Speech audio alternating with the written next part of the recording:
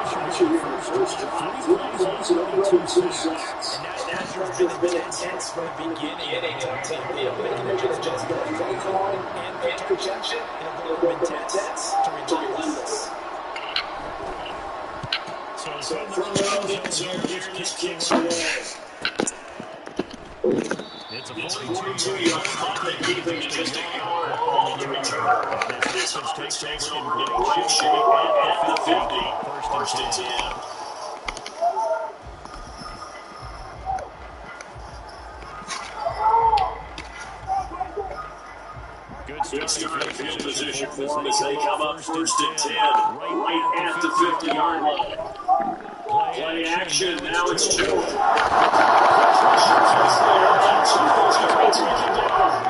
Credit the sack there to Chandler Jones. Well, the very first thing they told us, Jones, was we need to apply pressure early, and pull that really early pressure, nice sack to start the game. And on the other side,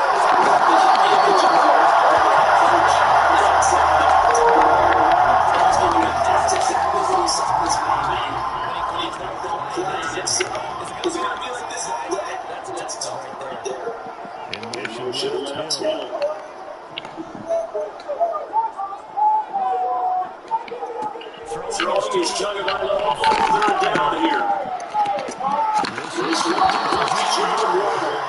He's got this down a yard or two shy of 40 before he's out of bounds. So they'll get 8 out of that completion. And it'll be 4th down.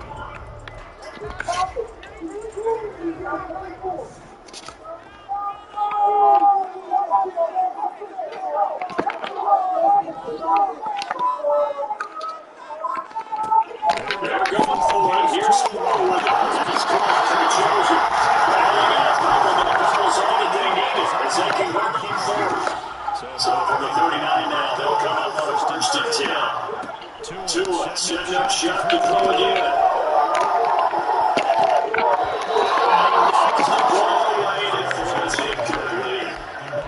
Charles, as we've spoken about this offense plenty, how great they've been. You're 9-0 now, into the back half of the season. Two favorites without a doubt. I think it reasons on that. He's going to be sacked.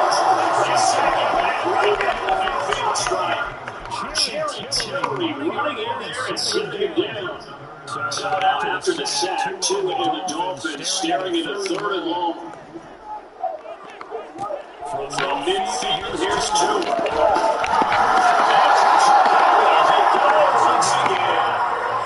That's Crosby providing a little deja vu. Back-to-back sacks. And now they're staring at a 4th and long. Bailing on now as he sends this one away. Let's take it on the 25. Very good return that time. 18 yards. And the Raiders are taking over now 1st and 10.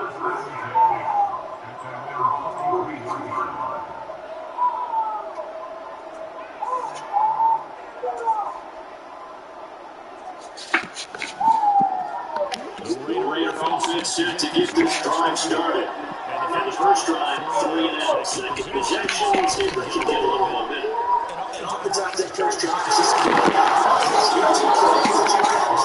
want to see how defense reacts. They may not go to everything with the first one. Now they're ready to go. Now they got to look at them, got a sense. Let's see if they open things up a little bit. Let's see what the defense does here after a good stop. So the 14 yards actually takes it from 43 to the yard. 5th and 10. There's a handoff to Jenkins running left. He got a yard to the 41. Now here's your timeout. And that is the Dante Adams who gets this following that play. We're at the 41, 2nd and 9. You talk about this Miami defense. They find themselves just outside the top 10 when you need to get to the pass. This game, I can't listen to myself the gesture. It's keeping this group from being top 10 in the league against the pass. They made mistakes. They made little mistakes. Those end up being big mistakes. Big mistakes end up being big mistakes.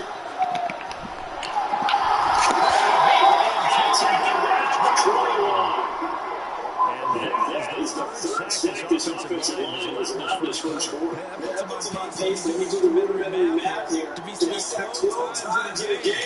I know he's not going to go for that. I wonder if it's going to reshape what they decide to do on offense in terms of tonight for the Giants. Jet Live Stadium tomorrow night. A quick turnaround for field ops, but there hasn't been much institution by Jet opener in a long time. As Bill comes to town, Josh Allen and Aaron Rodgers facing off for the 3rd time.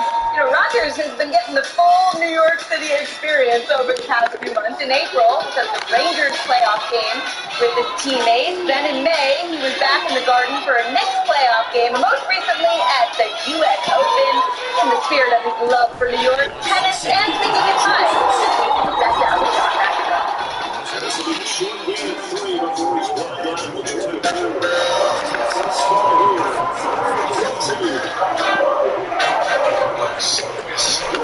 Hey, it's John McEnroe.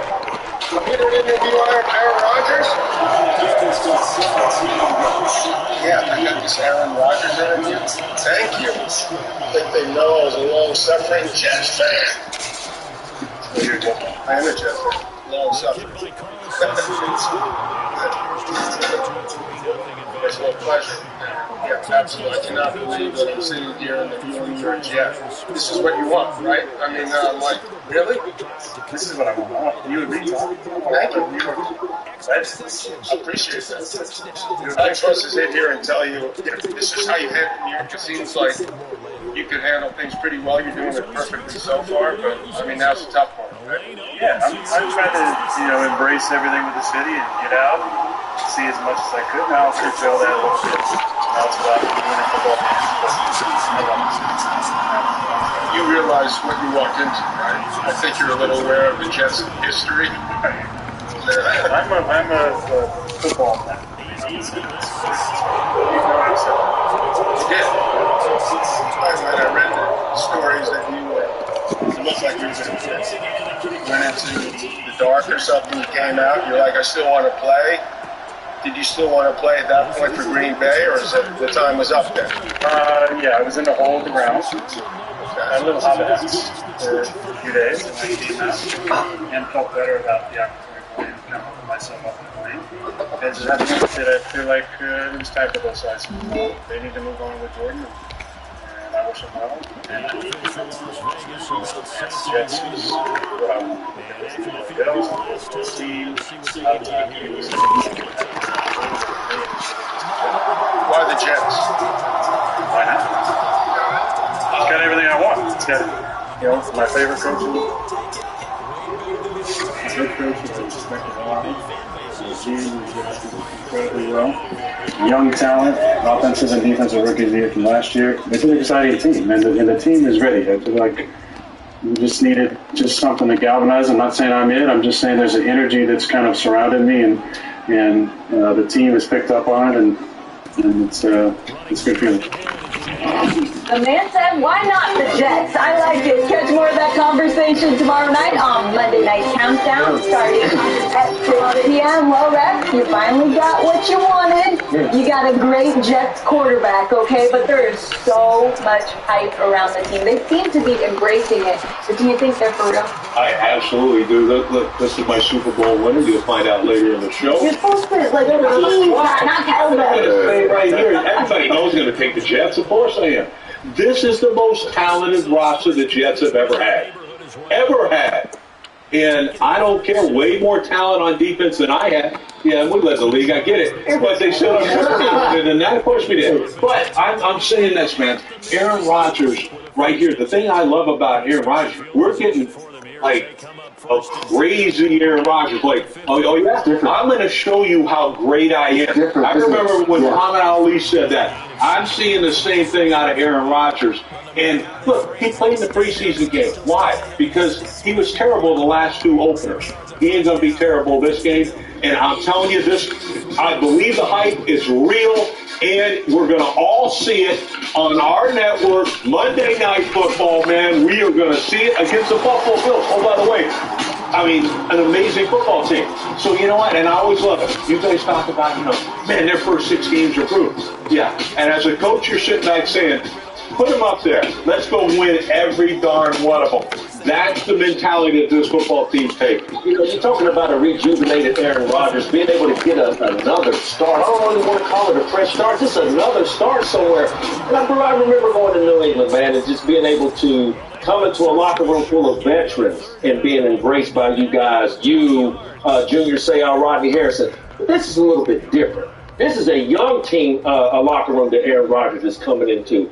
But if there's anything that really stands out to me in this game for the New York Jets in this season, it has to be the addition of Dalvin Cook coming into this backfield with the running back Breece Hall coming off of an injury. So you're talking about a wide receiver's dream, being able to have a respected running back to come in, show the play action, run the ball, and some big things coming out of New York. You're talking about your Super Bowl pick. Wait till you see mine. And that's it. And you can say Dalvin Cook is a direct result of Aaron Rodgers. Yep. Because everybody wants to come and play with Aaron. And you're right, Moss, about your impact when you came into Rodgers, when he's going, when a player like that, of that stature, comes in there, and you see what they do on the practice field, you're like, oh, that's what it's supposed to look like. How was the Jets?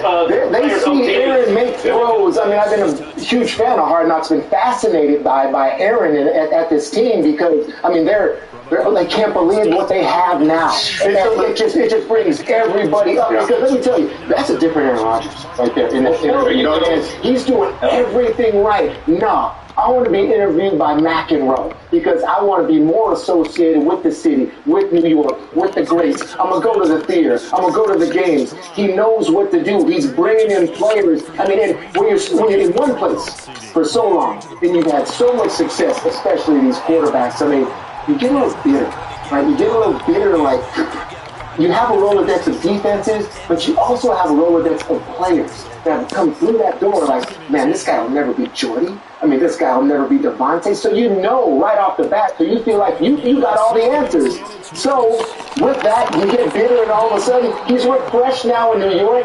It is going to be impactful greatly for the city. In New York, I mean, the funny thing is, there's some people that flinch about going to New York. I don't want it. I don't want the bright lights and all that. He's embraced it, and that's what I love about this move as well, man. No, I was with Aaron this summer. I think he's been incredibly re-energized. I think he's embraced it for all the reasons we just said. We saw it with the McEnroe interview. There's something that scares me, though, a little bit with this Jets team. There's a lot of noise surrounding him. More noise than I can ever remember. More noise than the Jets have ever had as far as expectations go. But that is a funny thing to a team. And I know Aaron's ready for it. The rest of this team, though, is still very young. How are they going to handle it? It kind of remains to be seen. Their schedule is ridiculous the first start of the season. And on the flip side of that coin, the team that we're not talking about is the Buffalo Bills. I mean, perennially one of the best teams in football. This is a top 3 offense and a top 3 defense the last couple of years. There's not many teams that can boast that, right? They've got an unbelievable playmaker at quarterback. And I think this may be what they need. You know, they've almost turned into the team that's a little stale, right? Like, they're good, but they're not going to make a run. I'm sure none of us picked them for the Super Bowl, right? But are you kidding me? Like, this is an unbelievable football team. And I think this might be what they need, right? Nobody talking about them. Again, the expectation's off, and maybe this is what they need. Yeah, is it crazy for me to say I see the Jets winning this division, but I see them losing too? You see, I see them losing because it's going to take a little bit of time. And I go back to the Brady example in Tampa, and that 5th week, I think it was, when he went absolutely ballistic on the sideline because they weren't getting, they weren't playing to his level that he knew they could be. Well, Aaron had that moment this year when, man, all you guys that don't get it, you're still not getting it, and I gotta let a hammer down. Real quick, I'm going to tell you about why I'm excited about the Jets. In that piece with John McEnroe started out talking about how painful it has been as a Jets fan. And if you paid attention, Aaron Rodgers said, I want to end that pain. That's why I'm excited about Aaron Rodgers. He got total buy-in from his teammates. All these young guys love him and look up to him so much. Who was the player that had the quote? Somebody reminded this year when he said, everything you heard about Aaron Rodgers on TV is a lie. Like, that's when I knew that things were different for this group, because they are totally embracing him. And it's going to be a really unique environment tomorrow night, Rex, because, look, you've been in this situation before. Man. They're playing on 9/11, and obviously anybody in New York understands the weight of that. What's that like? What does that feel like? I tell you what, I've never felt more of a responsibility than I did. It was we played Dallas. It was, I mean, a long time ago. But I'm telling you, I had to win that game. I had to. That's what Robert Saleh is going to be feeling. I promise you, this 9/11 meant, I mean, we all know what it meant to the entire country, but it was in our backyard. Yeah. And, man, the responsibility you feel, I wouldn't say pressure, the responsibility I felt as a coach, I had to win that game. Yeah, and it's well documented. And we did, you did win the game. Yeah. We wouldn't forget to say that. It's well documented, Robert Saleh's story in connection with 9/11. Obviously, I mean, so much pressure around this game without that, but it's just an added element tomorrow night. If anybody can deal with pressure in a big moment, I think Aaron Rodgers has been there, done that. Cannot wait. A lot of eyeballs watching. Yeah. Yes, there are. We'll be there too. Of course, countdown starts at 6 tomorrow night on Monday Night Football. But back to today, big day for Lamar Jackson in Baltimore as they host the Houston Texans. Now that Lamar's gotten paid, got some new weapons, it's all smiles, in part because of this guy, OBJ in town, busting out the Cleveland Orange, I guess, today, but we'll see how he does as a Baltimore Raven. He's got cleats in hand, ready to go. Still the countdown before Tua and Herbert face off today. Jeff Darlington goes all access with the Dolphins head coach. Mike McDaniel tells us the real reason why he shows up to work at 3 a.m. Why am I drinking alcohol in the office on a Wednesday night, which is what was happening in Atlanta.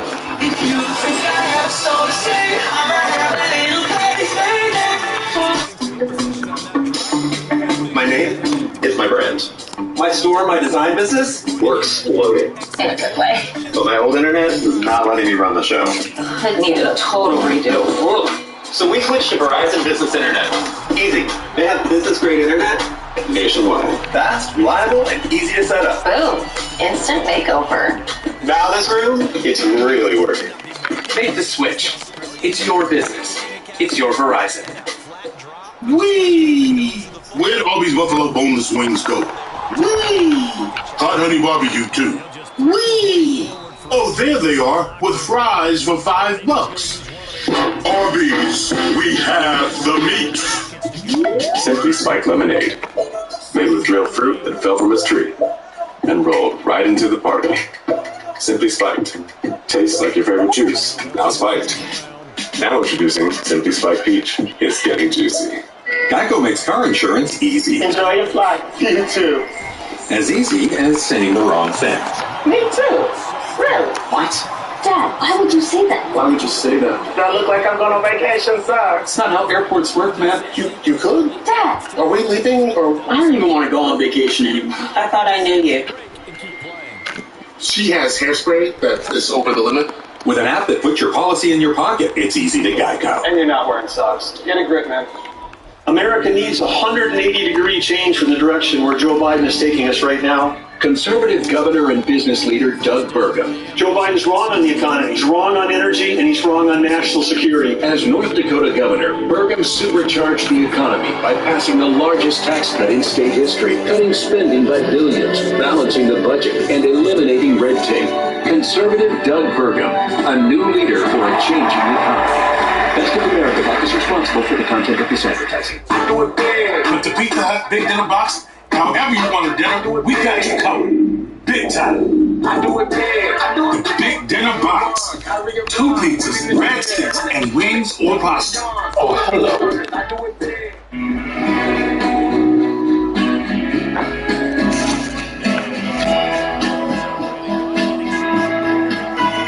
Pacifico is a crisp golden lager, brewed for those who know. It's what's behind a label that matters.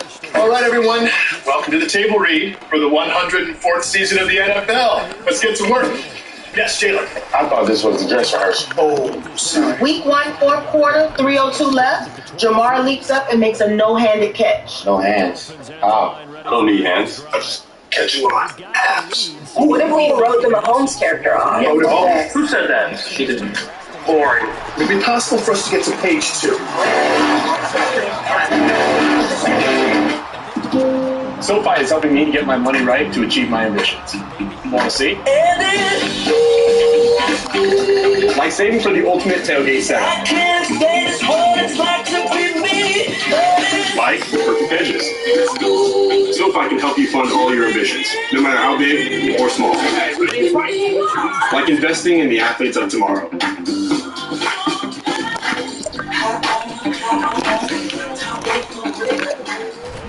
I've been all over the world as a wildlife filmmaker. The best stories are the hardest to get to. Let's go.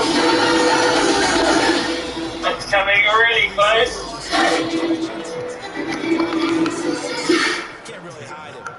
Those new tiles are falling right into place until you run out of, what are those called again? That's it. For doing that doesn't stop, download the Home Depot app. Is this on? It's not about me. It's about my relationship with players. I just wanted to stop scrambling. And it was pretty irritating because he didn't listen at all. Georgia is definitely the best SEC school.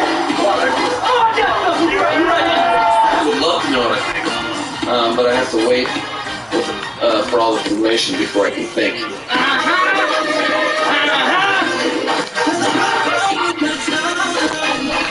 God bless Mike McDaniel. He has been a gift to the media and a gift to the Dolphins so far. Year 2 starts off for him today with a big challenge against Justin Herbert and the Chargers.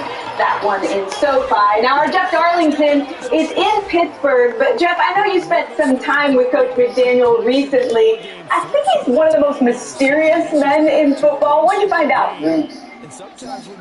Wow, Sam, I learned a lot. You know, when the Miami Dolphins hired Mike McDaniel last year, a lot of people probably just saw a quirky guy with glasses and a unique sense of humor, and all of that is true. But as I learned while spending a morning with him recently, there is so much more than meets the eye. His relentless optimism and his desire to wake up very early for work is actually rooted in years of overcoming adversity.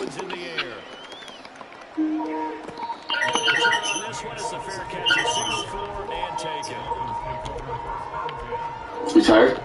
No. I feel great. I feel inspired. Don't lift your arms, you have good stains. Dude, you should see underneath this. You are in a sweatsuit. Bro, What are you doing? I wish it was hard. I'm dealing with my own adversity over here, guys. See? It's real.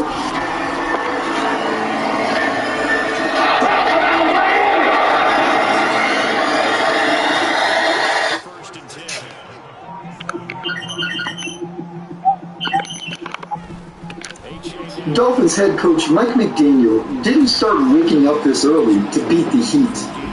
He did it instead, he says, as a promise to himself.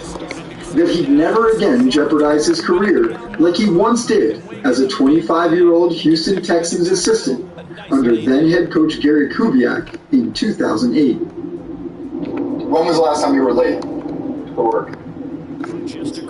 So Gary Kubiak was very regimented, and at like 6 on the dot, he would call my office phone, and there was 2 occasions where that just kept ringing, and I would wear his mic, and I'd show up in a panic 45 minutes later because I was sleeping at the time. As a result, Kubiak fired McDaniel, once a ball boy in high school for the Denver Broncos, and a wide receiver at Yale from 2001 to 2004.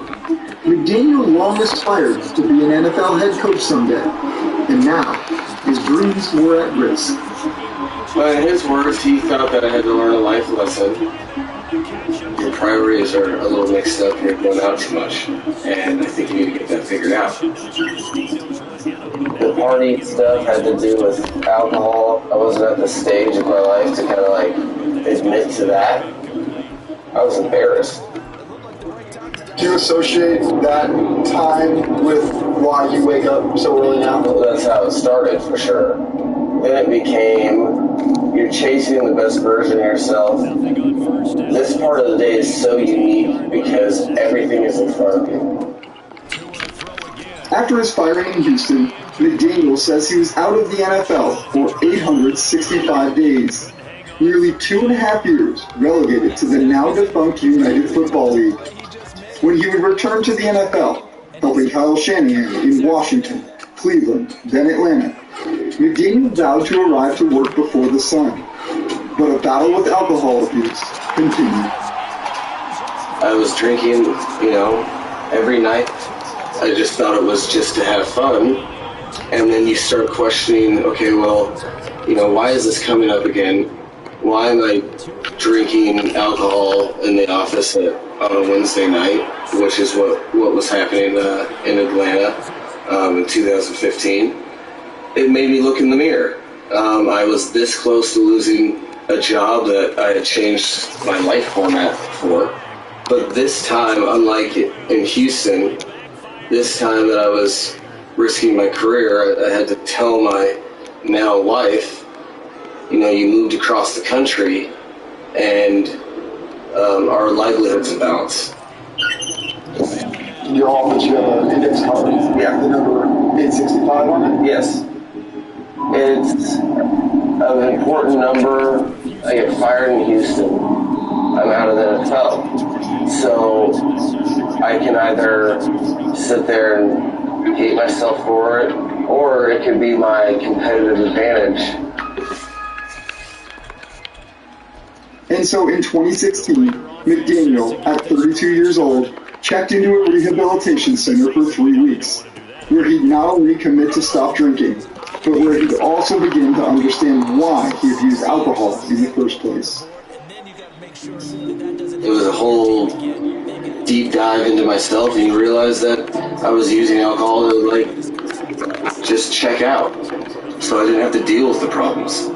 I was chasing Kyle Shanahan when I was 23 and he was 26. And then I get to Washington. Now the chase is now a marathon because I have Sean McVay and Matt LaFleur. Your sole purpose is to try to be as good as there is at something. And then you have people that are like you that are doing better at it as they progress. And I maybe went here and then came back. Those problems seemed to be failures to me.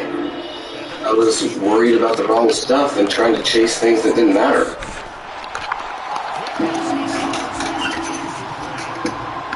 How cool is this? Right when you get around the bend, you see this, and how's that not inspiring? That idea of perspective is so powerful, so I really go out of my way to never lose that. How am I going to go through that whole process and then go up to my office and go through the motions? I know, in hindsight, down the road at the end of my life, when I look back at an opportunity to be an NFL head coach, one thing you wouldn't want is regret.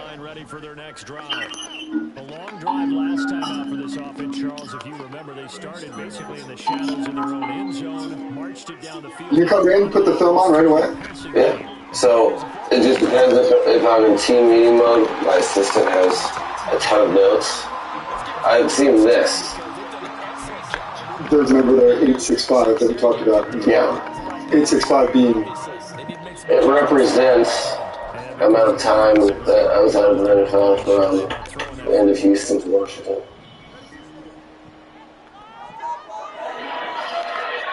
It gives me goosebumps right now to be a part of something like that.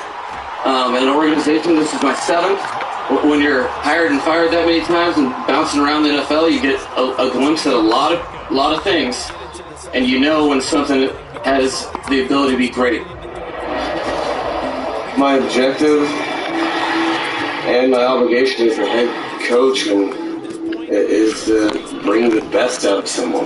There he is, man. I'm elated, bro. It is an unbelievable opportunity for me that I do not plan on wasting.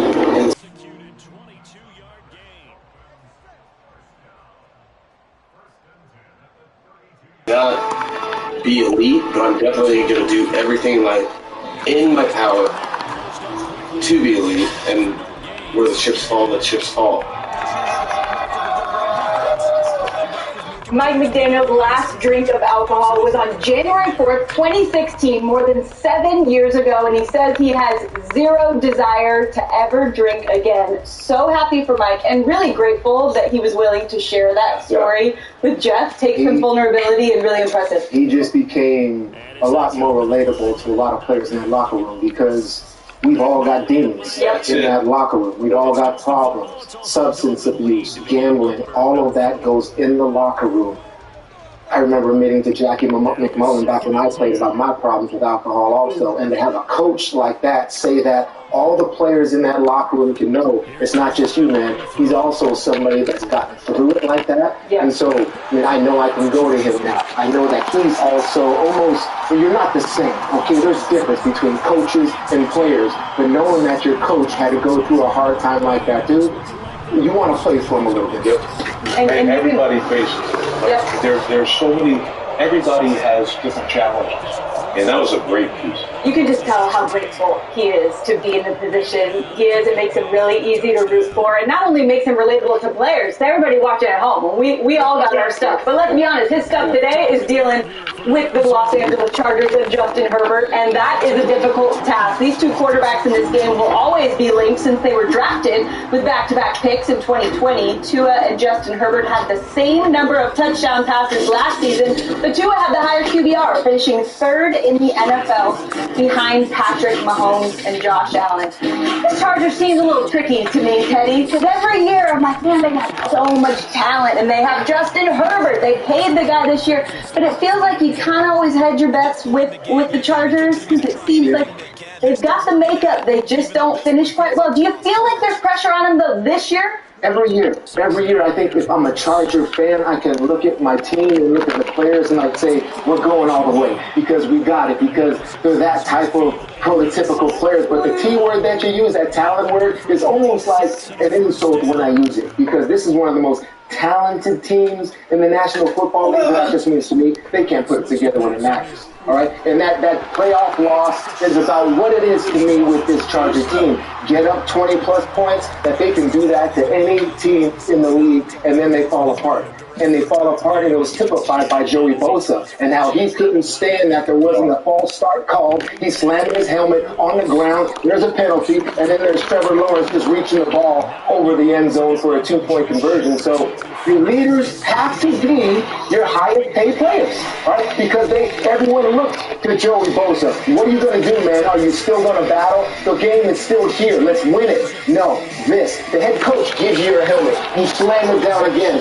This is what I see when I see the Chargers. I see this meltdown. And I see, just think of that meltdown over the course of a season because I'm sick of the whole, if only they say healthy talk. All right, your quarterback's a prototypical quarterback. He got his contract. He now got his offensive coordinator. Your defense, there's so many paid players. It's like, they're overdone and glorified and always leave you wanting. All right, if I can just quote Zach Bryan right there, okay? I get a couple of stuff, but still, it's like you always want something more from this team. I just don't think they can deliver. So. Well, you know what? I will say this. I'm excited about the new offensive coordinator, Kellen Moore. I call him Boy One. You come around on him. Well, I mean, he looked like he was 18 years old, but I'll give him credit. The man can coach football. And look, Justin Herbert, I never got this one. If you have a quarterback with a bazooka for an arm, why are you check down Charlie with him? Like, they average the least distance in passing than any team in the league. This is what you're going to see. So I look at this shot right here. Look at this big rascal right here. He's got great athleticism, can throw the ball from the pocket, can throw it from the run. An amazing quarterback. He reminded me of a guy named John Elway. All John Elway, for you young guys right there. This dude was an absolute freak. He threw seeds, and he was great, and he ended up winning 2 Super Bowls. Anything short of Justin Herbert winning 2 Super Bowls, I mean, it is ridiculous. The guy is super talented. So you're right. All the excuses, all that type of stuff, they don't have an excuse at offensive coordinator anymore. Kellen Moore is legit. Let's see how he does with this guy. I'm so excited about it. I completely agree. You can call them excuses. They were also one of the most hurt teams of football last year. Bosa didn't play. Jason Jackson didn't play. Slater missed the whole season. What is it? What is it that it's every year, though? What is it that it's every year? Do you not, still does your head coach not motivate you to get over those nagging injuries? Are 2-week injuries, 4-week injuries with this team? That's what I want to know, too. You get hurt, okay, you should be back. Maybe there's a 3 to 4 weeks in, and it's 6 to 7. You got to want to come back from these things. What is it? Injury is no doubt. We're talking about patella tendons and torn pecs and things with some of these guys. I think they hear the noise. I think a lot of people are talking about Brandon Staley being on the hot seat. I'm with Rex on this. I think Kellen Moore is a difference maker for them. I think they're back healthy, and I think they're just as likely to make a run deep in the playoffs as they are as Brandon Staley being on the hot seat and something happening. I'm bullish on this team. I think they're prime. The quarterback he's in that elite superhero category. The 6 or 7 guys in this league that are a difference maker at the position. There's going to be a lot of points put up on the board today by the Miami Dolphins offense. And the reason why I say there's 2 guys that you put up on the TV, Bosa and Khalil Mack. Khalil Mack's all the way out in the West. A lot of people are like, Khalil Mack is still playing football? You haven't heard a lot from Khalil Mack. So for me, I think today is on Bosa and Khalil Mack to be able to get after Tua in this offense, because if the LA Chargers defense have to drop more in the box to blitz and get after Tua, now you leave the speedy Waddle and Tariq you out there, and I would love to see the Waddle today. So it's the work is cut out for them. Last time they played, by the way, the Chargers spanked. It was a great performance. Great performance. Maybe the best game plan defensively I saw out of Brandon Staley, period. They've split the last 2, but I have to ask you real quick, with you sitting here, obviously you know what it's like to come back from a difficult injury. Tua, when he goes out there, I mean, I just get nervous every time he gets that. Maybe that's just the mom in me, but based off what we saw last year, it is concerning. How would you describe the mentality he needs to have when he gets out there today? Yeah, I mean, I think we're all nervous with that, Sam. And I think the one thing with practice, and you guys have all seen it, for everybody out there, quarterbacks are different. We live in a bubble in practice. We got these bright yellow jerseys. Nobody can touch us. I mean, how many times in practice you drop back? You probably got sacked by 2 different guys. You still work through your progression because you want the rep, and you throw the ball away. Like, it just is so unrealistic, right? And we usually don't play in the preseason with that. So this is going to be the first time, and I know Tua played the preseason, and I'm glad he did it, because it's sitting in the back of your head. It's sitting in the back of his head. Like, it's there. We don't know when it's going to happen. What about the head 2-piece? I do, honestly. I know it sounds quirky and weird. I love it for all the reasons I just stated. We're untouchable our whole career, and all of a sudden, like, you're learning how to fall again. Yeah. We saw the ground is your biggest enemy on the football field. The ground caused all of his concussions last year, learning how to fall. The first one that set this whole thing off, when he gets shoved and he falls back and slams his head.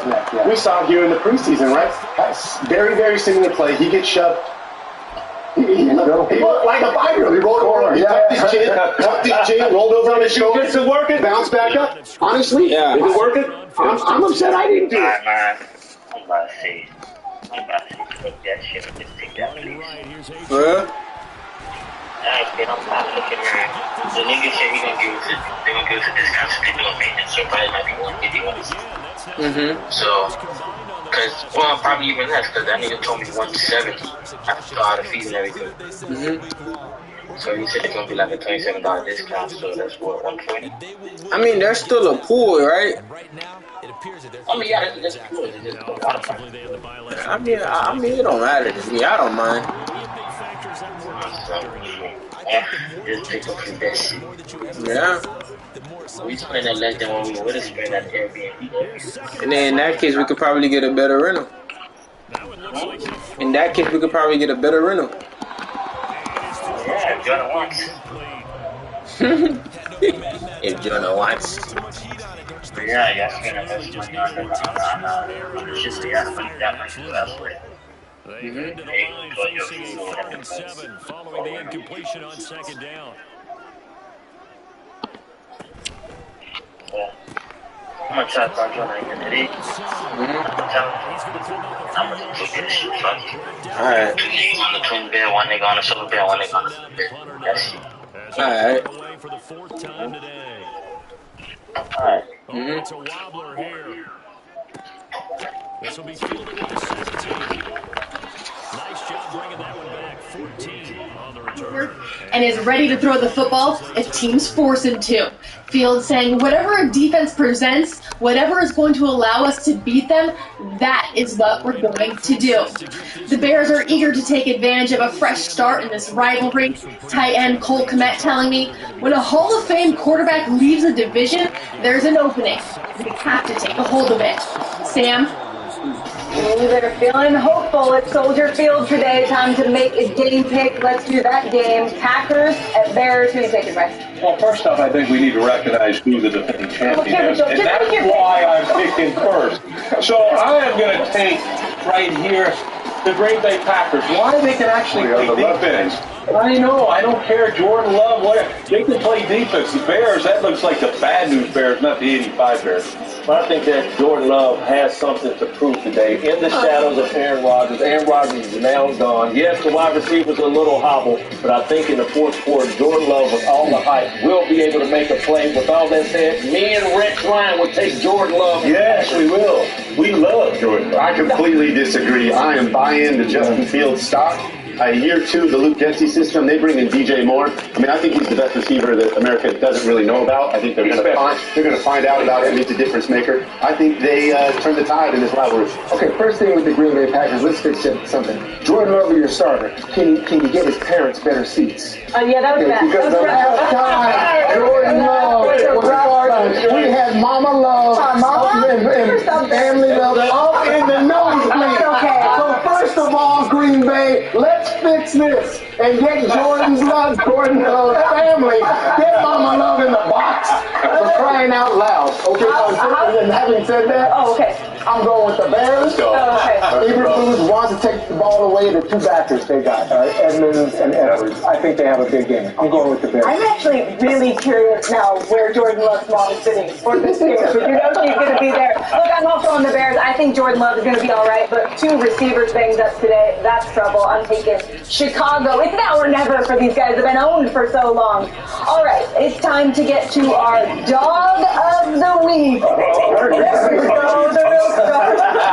So we already found out that we're cat guys. The rest of us are dog people. And we welcome to the show, because we kind of struggle with this whole betting thing. Sorry, Rex, even you. We needed an expert here. Here's ESPN's betting analyst, Aaron Dolan. Welcome to the show, Aaron. You guys. What do we need to know about the underdogs today?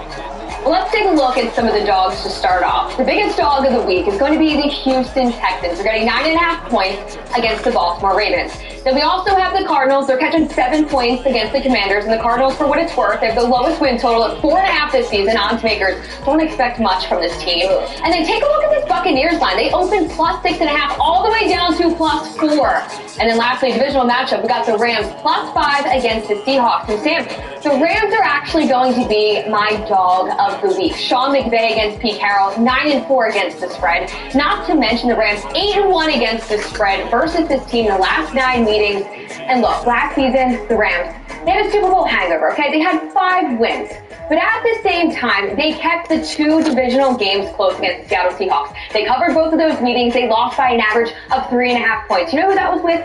John Wolford as well as Baker Mayfield. Matthew Stafford is back. I think this is going to be a close game. Give me the points with the Rams, but I want to know, what dogs do you guys like? Ooh, I like that tape. That's good. All right, Rex, choose your dog. Well, it's funny because Aaron brings up that point about the Rams. I think Cam Akers going to have a huge day if you're looking for a fantasy help. But I'm going to say this. No, I'm going with my boy, Baker Mayfield.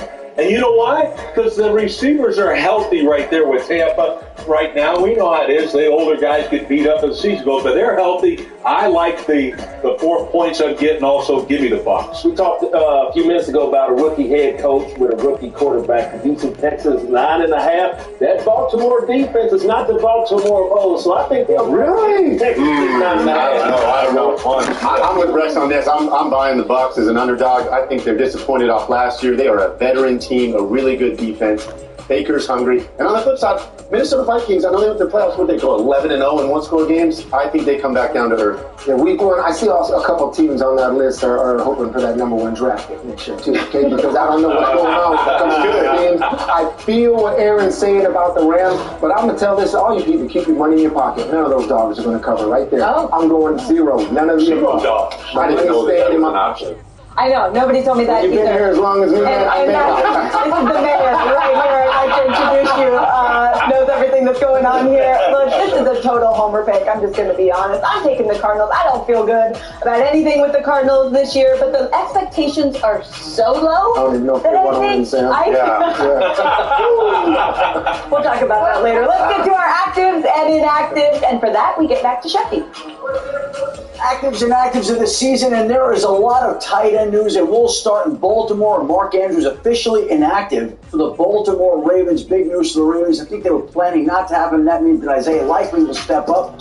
George Kittle officially active for the 49ers. Darren Waller expected to play later for the New York Giants. Marquise Brown is active today for the Cardinals. Jerry Jeudy is not expected to play later for the Denver Broncos. Ramondre Stevenson, with illness, is expected to be active at least. And Cordero Patterson officially inactive today for the Falcons home opener. Meanwhile, we know that Jonathan Taylor, the Colts running back, is on the physically unable to perform list, but he has said that he could catch a pistol right now. He is planning to be ready to play as early